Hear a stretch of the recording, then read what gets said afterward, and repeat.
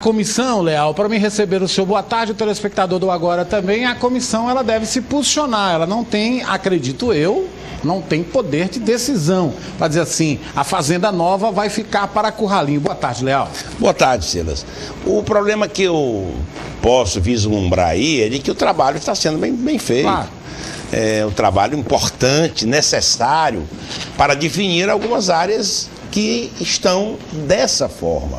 Agora, para que se possa emancipar, desmembrar, fazer fusão de áreas territoriais, é preciso de lei. A Assembleia pode até, através do resultado do trabalho da comissão, levar ao plenário. Agora, aí vem a grande indagação. Em lugar nenhum deste nosso país está se fazendo qualquer desmembramento ou regularizando áreas, porque não há lei que dê respaldo para isso. O presidente Lula vetou, o senador Sérgio Zambiase, do Rio Grande do Sul, encaminhou uma PEC, foi o primeiro signatário de uma PEC, PEC 13, para que se pudesse, através de entendimentos, buscar os requisitos necessários para a emancipação de municípios, e até hoje essa matéria não foi votada. Isso é uma luta muito grande, tanto dos parlamentares estaduais, como dos representantes dos municípios brasileiros. Mas a minha avaliação é de que nós não temos uma lei que dê respaldo à emancipação, fusão e desmembramento de região. Agora, esse trabalho que está sendo feito é um trabalho organizado que vai já, no momento em que se der a oportunidade, se criar os critérios, os requisitos para a emancipação, regularização de área, o trabalho já está feito e louve-se esse trabalho para que as questões possam ser devidamente regularizadas. Essa é a grande questão.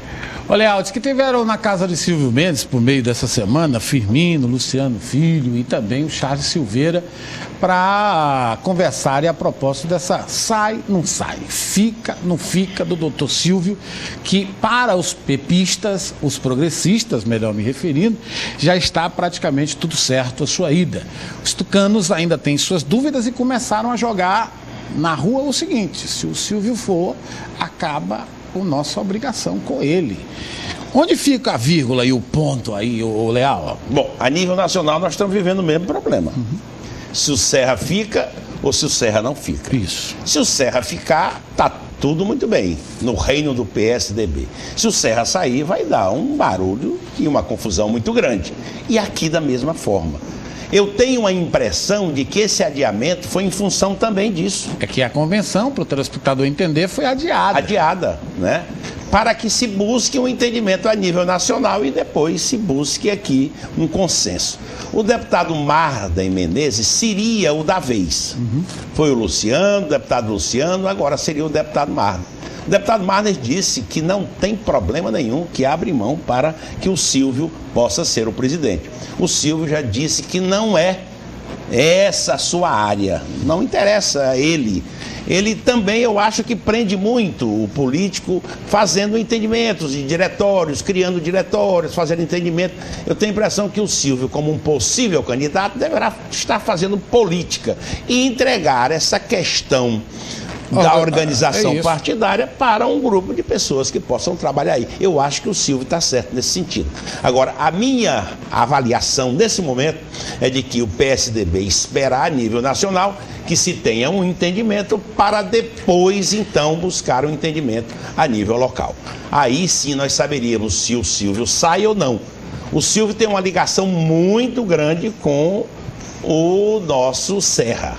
Mas o Serra não tem mais, pelo que se percebe, condições de sair candidato. Poderio dentro do PSDB está pequeno do Serra, né? Exatamente, porque ele já ocupou todos os espaços, não conseguiu, era um nome muito forte a nível nacional para uma candidatura contrária ao do Lula, não conseguiu estabelecer perante a opinião pública essa situação.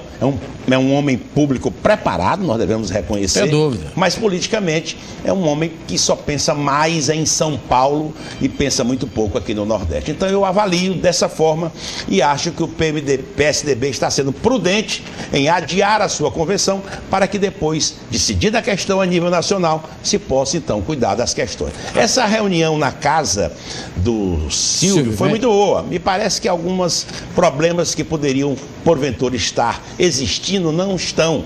Silvio e Firmino, me parece que estão bem. As questões são questões pontuais com relação ao partido, com relação à postura, com relação à ligação do Firmino com o próprio governador, com relação às ligações do Silvio com o Ciro, que já não faz parte mais da base. O Firmino necessita de ter um bom entendimento com o governador, isso é bom. Na época, o Silvio teve um bom entendimento para a conclusão de obras importantes em Teresina, como a questão da ponte, o do HUT.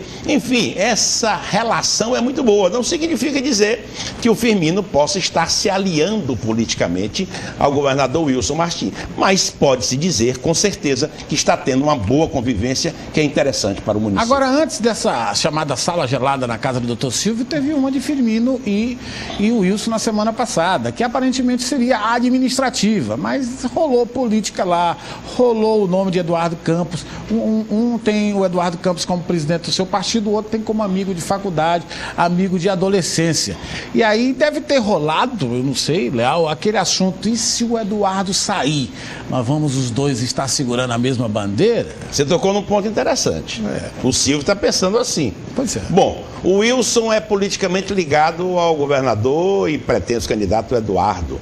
Né? O que acontece? O Firmino tem uma ligação ainda de estudante com ele, uma ligação muito boa, uma relação muito boa. Né? É verdade. Se for candidato, já teria quem sabe, poderia ter uma convergência. E o Silvio estaria onde aí na oposição? Pois é. Então o Silvio deve estar pensando também nas opções que possa ter, se isso vier a se concretizar. Mas eu acho ainda que o PSDB não está tão grande para se dividir.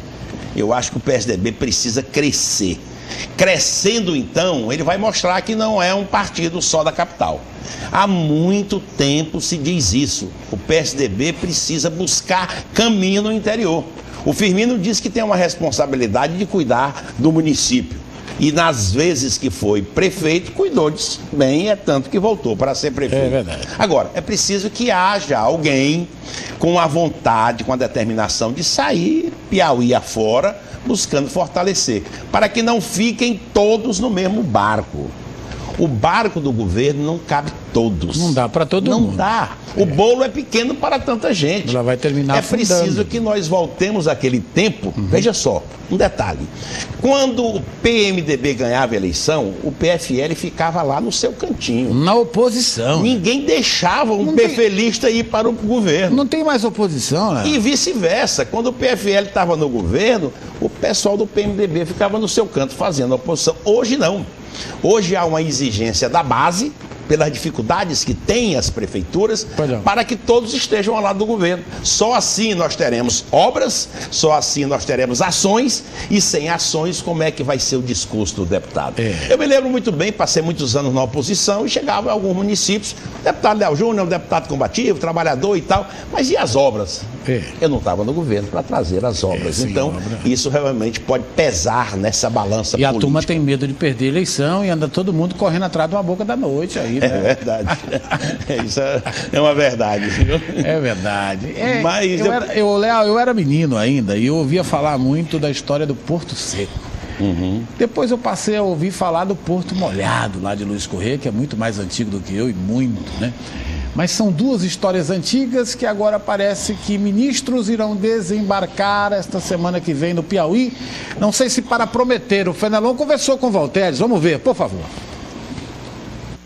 O governo do Piauí anuncia para terça-feira da semana que vem a presença de pelo menos 3 ministros de Estado no Piauí. Dentre eles, a ministra Ideli Salvati.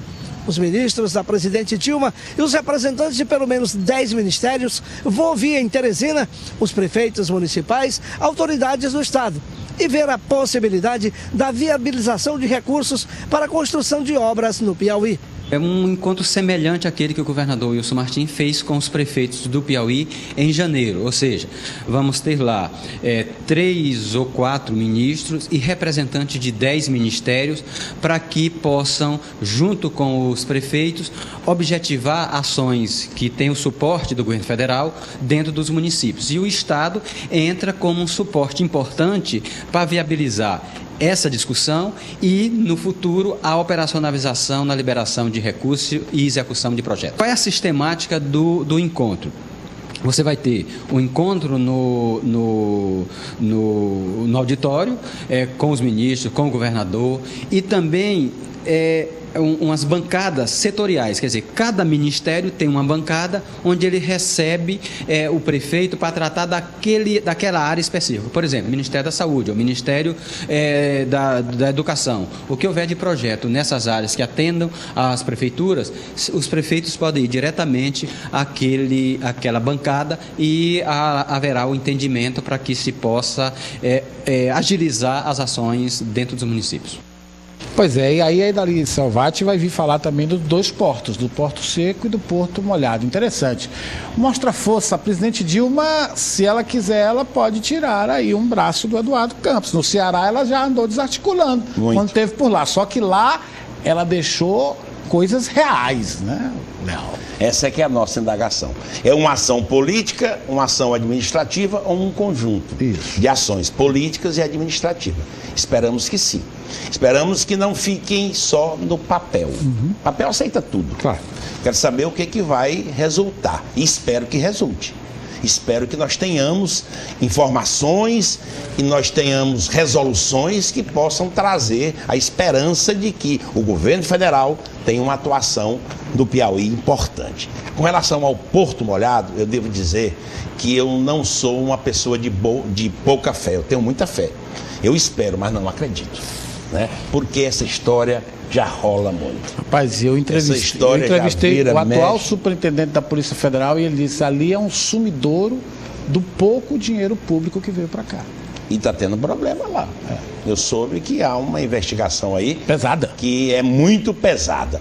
Então eu espero que essa reunião, que deve ser proveitosa, o governador Wilson precisa conversar efetivamente, e aqui vai a minha opinião, né? Uma sugestão apenas ao governador, para saber o que efetivamente vai se anunciar. A população não suporta mais notícias e festas para dizer que vai acontecer e não acontece. Rapaz, mas tem chegado milhões aqui, né? Pois é, rapaz, há muitos anos. É não sei quantos milhões, e esse milhão a gente não tem visto, né? O Piauí realmente não tem sido um filho.